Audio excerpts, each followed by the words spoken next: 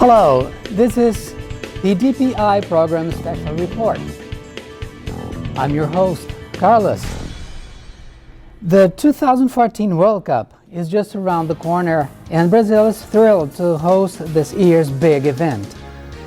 In this report, we'll look at the history of the World Cup. We'll explore two of the host cities, and we'll talk to one of the players and coaches. Let us now go to Moisa for more on how the World Cup started. The World Cup was held for the first time in 1930 between France and Mexico, and since then the World Cup was held every 4 years. The competition was typically held in Europe and the Americas alternately.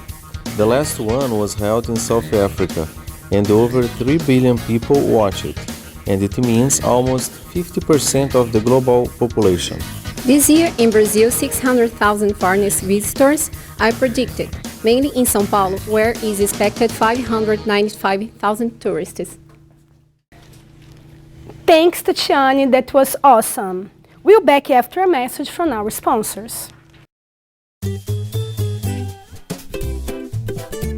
M&Ms are chocolate pieces that love the Brazilian World Cup. The World Cup is going to be held in some very important cities, São Paulo and Rio de Janeiro. João Carlos has more on that. The best place to be visited in São Paulo is Mercadão Central. It's a marketplace in which where you can find everything you need, especially good fruit from all over the world. If you like going shopping, just go outside.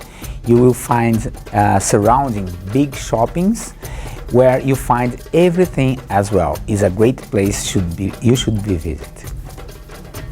When you go to São Paulo, you can't lose MASP.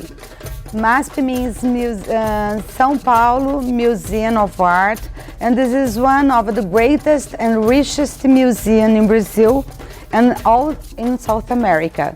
You can find the greatest contemporary arts, not only from our country, but from Europe and Africa and other parts of the world.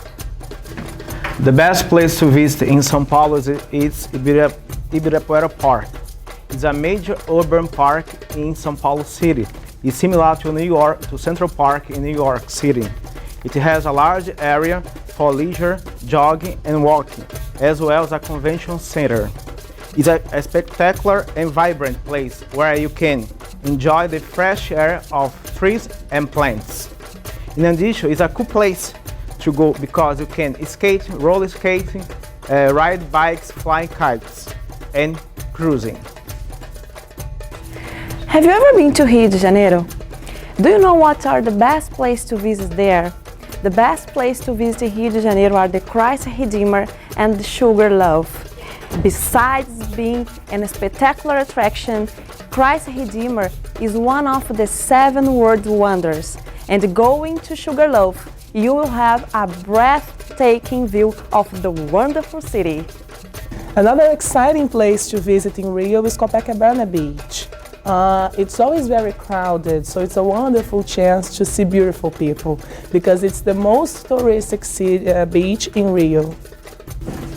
And last but not least, you can't miss the chance of visiting the Museum of Soccer and check the vibrant history of soccer in one of the biggest stadiums of the world, Maracanã. Welcome to Rio!